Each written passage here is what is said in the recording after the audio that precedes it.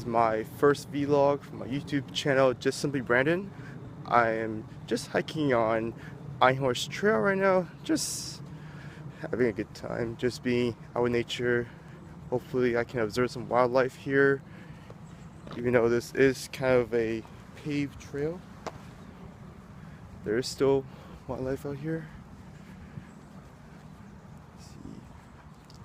One of the things I like about just hiking is you're out with nature. You're basically one with the outdoors, as opposed to being stuck inside your house just on your laptop or being lazy doing nothing much. Whereas out here it's kind of like both to exercise and just being able to take everything in and feel more relaxed at the same time. What I have on me right now is my pair of Nikon Monarch 5 binoculars. I've had these binoculars for over almost several years now. These binoculars are really good for the price. They're not as good as the Monarch 7, but they are better than the Monarch 3. So it's kind of like the mid-range binocular. If you want a nice pair of binoculars, but you're not really into spending too much money, this pair for like 350 bucks is definitely a good way to start. If you want a better pair of binoculars that's not too over the top, then the Monarch 7 would be your better choice. It does go for around 530, 550. And if you really are on a budget, you can't afford even $300, then the Monarch 3 is a good choice too. But the reason why you pay more is because you pay for better glass, as well as the coating on the glass that really does help with the magnification. These Monarch 5s have a magnification of 10x42. Normally you want an 8x42 because when you hold it with your hand, the 8x magnification doesn't magnify any shakiness as opposed to the 10x magnification, which happens when you hold it for a long period of time and your hand starts to fatigue due to gravity, basically. But the reason why I went with a 10 is because normally most birders carry both a pair of binoculars and a spotting scope. The binoculars for panning around like such, and the spotting scope would be for zooming in on the target you want to focus on.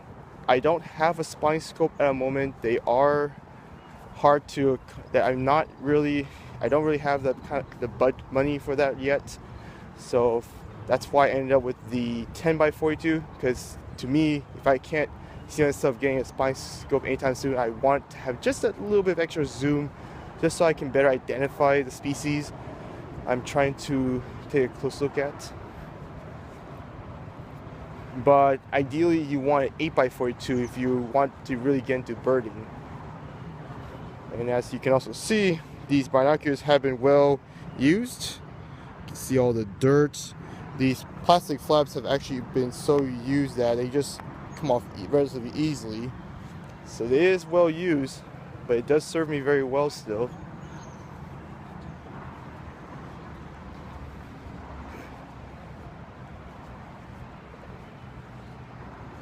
Hopefully I'll see some wildlife here. Oh, by the way, in case you're wondering, the area of Einhorst Trail I'm hiking right now is in the Danville area. I'm about to walk under a bridge, so hopefully you'll still be able to see me even though it is dark.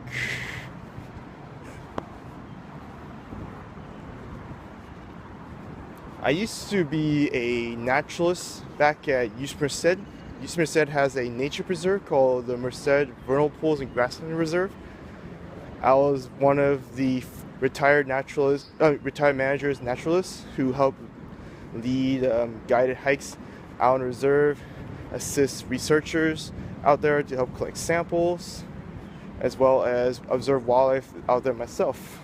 I would see red-tailed hawks, golden eagles, meadowlarks, horned larks, sage phoebes, black phoebes actually, and we'll also see lots of mammals like coyotes, rabbits, ground squirrels, and of course, being a vernal pool, it has vernal pools. In case you're wondering what is a vernal pool is it's a temporary wetland. It's not like the swamp found in Florida. It's more like a temporary wetland where after heavy winter rains, these pools form because underneath the soil is like a layer of clay, which is a very hard surface that it's difficult for water to percolate. So the water does collect over and creates these temporary wetlands, which are called vernal pools. These vernal pools are home to a variety of species found nowhere else, such as fairy shrimp, you got coyote thistles, you got different species of flowers like succulent Alice clovers. And basically these are species that are found nowhere else besides in a vernal pool wetland. Oh, gotta get off the road because there are bicyclists coming through. There are also other animals that depend on them, such as California tiger salamanders, where every spring they come out of ground squirrel burrows and they basically go into a vernal pool to breed the eggs. And when their tadpoles hatch, they start to feed on the fairy shrimp as well as each other sometimes. And then when the pools start to dry out, the salamander larvae start to mature to adults. They go back into a ground squirrel burrow and life cycle repeats. That's the place I used to work at a lot, at the nature reserve. Right now though, I just left my previous job. The job I was working in just wasn't for me. Not like I don't like it, it's just everything that went on, everything I do there, it just didn't feel like it was for me. So I left that job, and at least it gives me more time to do these kinds of activities, because when I was working, I would come home very exhausted. I would try to go on a hike, but I would just crash on my bed. Not because I was being lazy, it's because I literally just shut down. But now that I left that job, it feels a lot better, to be honest. I'm filming this whole thing on my iPhone. It's the iPhone 5S. Yes, it's an old phone, but it still works. I don't know if I want to upgrade to the iPhone 8. I was originally going to upgrade to the iPhone 7 Plus planning, but it felt like it was too soon to upgrade because this phone still works. I can still call with it, I can still email with it, I can still receive and send text with it, and I can still use other apps on it. And there's honestly nothing wrong with it. The only bad about it is that it sometimes turns off itself completely, and I had to struggle a couple of times trying to turn it back on, but those are just rare moments. It's not like a periodic thing. I mean, if I want to get a new, if I'm not really that desperate for a new phone, to tell you the truth, it's more like if this phone ends up dying, then yeah, of course I'll need a new phone. I can't really predict when it dies though, that's the only issue. But as long as it still works, there's honestly no reason for me to upgrade right away. We'll see how the iPhone 8 turns out. Maybe the iPhone 8 would be so much better than the iPhone 7 Plus. Who knows?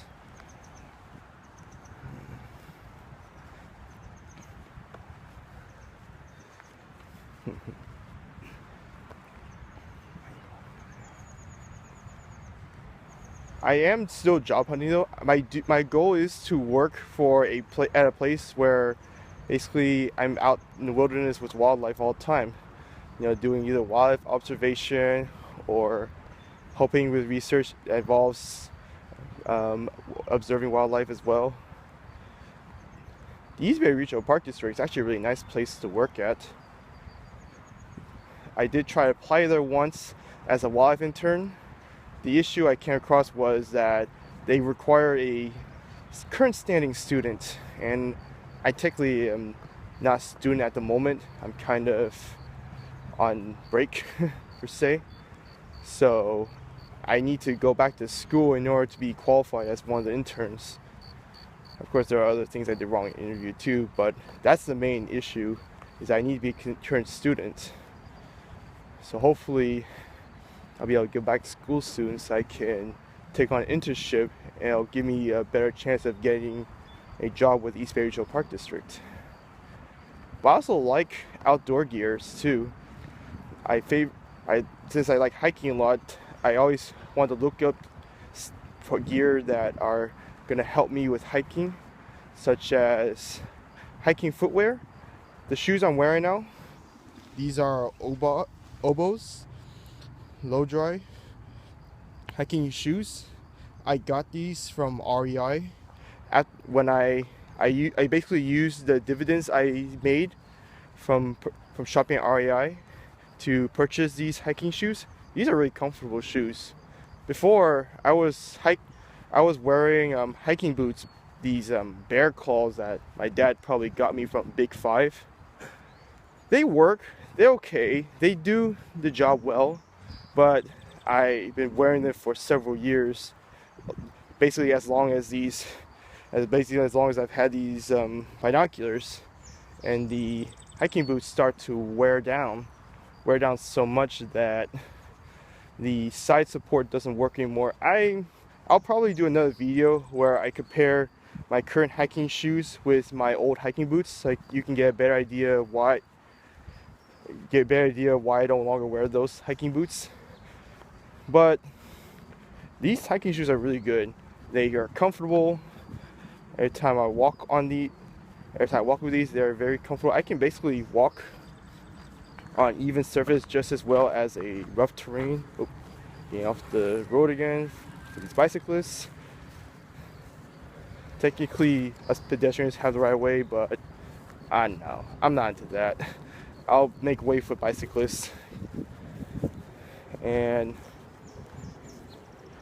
the only thing I don't like about it is that when I hike on Sycamore Valley Regional Park, when I try to go up that steep hill, especially because it's uneven, my feet, I don't know, I think it's just me, but my feet tend to want to grip on a flat surface, and with the boots, especially a boot with a high support, what it does is, because the wall is stiff, it keeps your feet locked in place, so it doesn't like turn, angle, such. It just stays planted.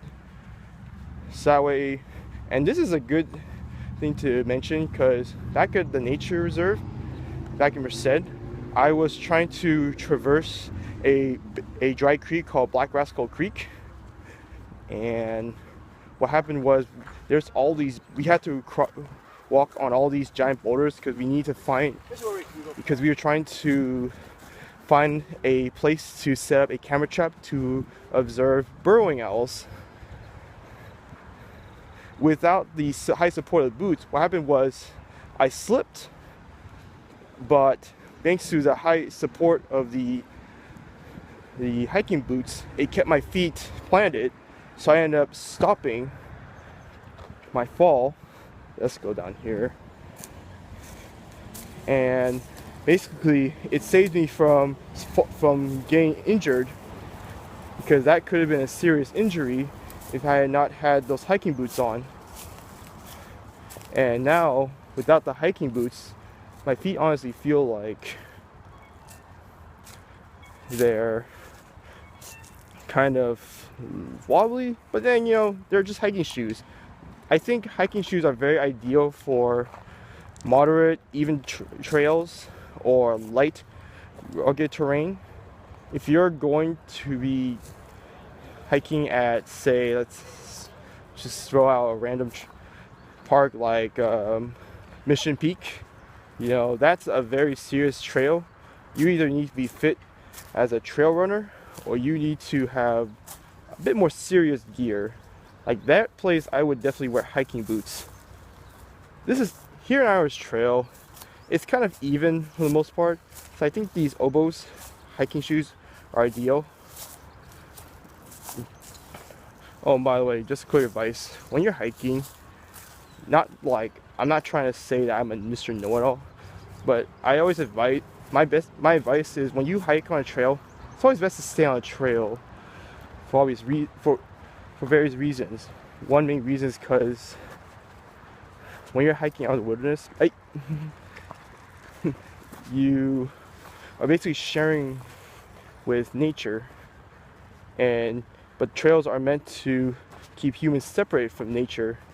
If you were to walk off trail into off trail, what happens is sometimes you could accidentally walk into, let's say, an animal's territory, like a bird's nest, for example, and if the bird sees you approaching their nest, they're gonna fly off, and their nest becomes vulnerable to predators.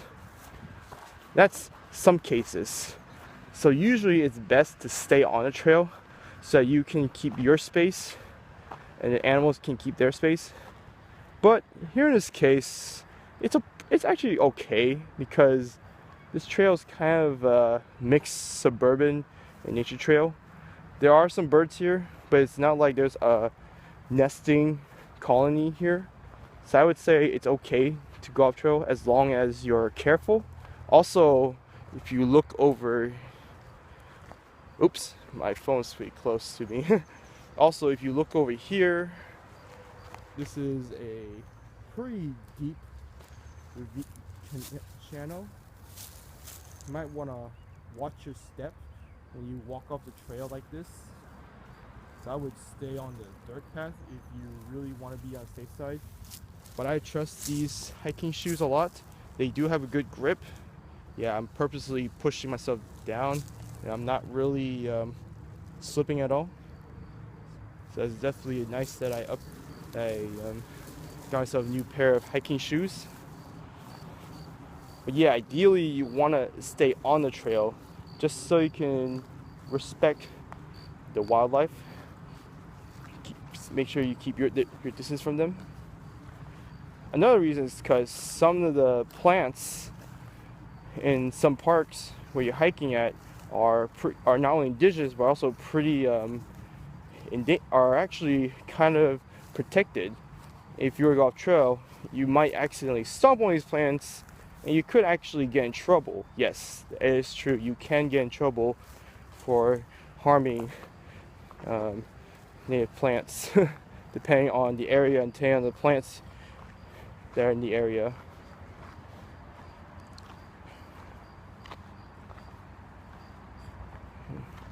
So yeah, normally I would advise you stay on the trail and not go off trail unless you know what you're doing. Like for me, I have gone off trail many times as a naturalist because I was trained by my mentor. He has trained us how to maneuver around vernal pools, how not to step on them, how to step on them, how to basically, and how to be safe as well. So I still retain everything he's taught me.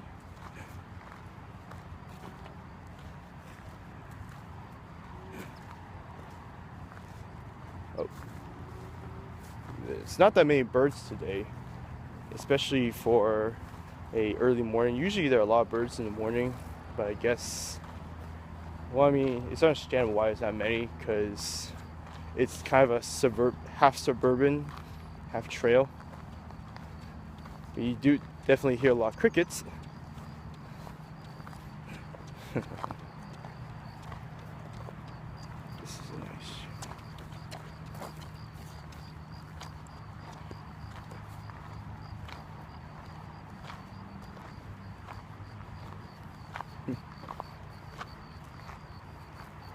Whoa. Sometimes I do see American kestrels. I have once saw a Cooper's hawk. There is a nesting pair of Swainson hawks actually close to the house I currently live in, and there are usually great herons. Let's see if there's any birds down here. I wonder if there are actually even any ducks here. I mean, I guess they wouldn't be here because it's kind of close to where people. Yeah. Yeah. Nothing. Oh, think I see birds. Ooh, ooh, ooh, ooh, ooh.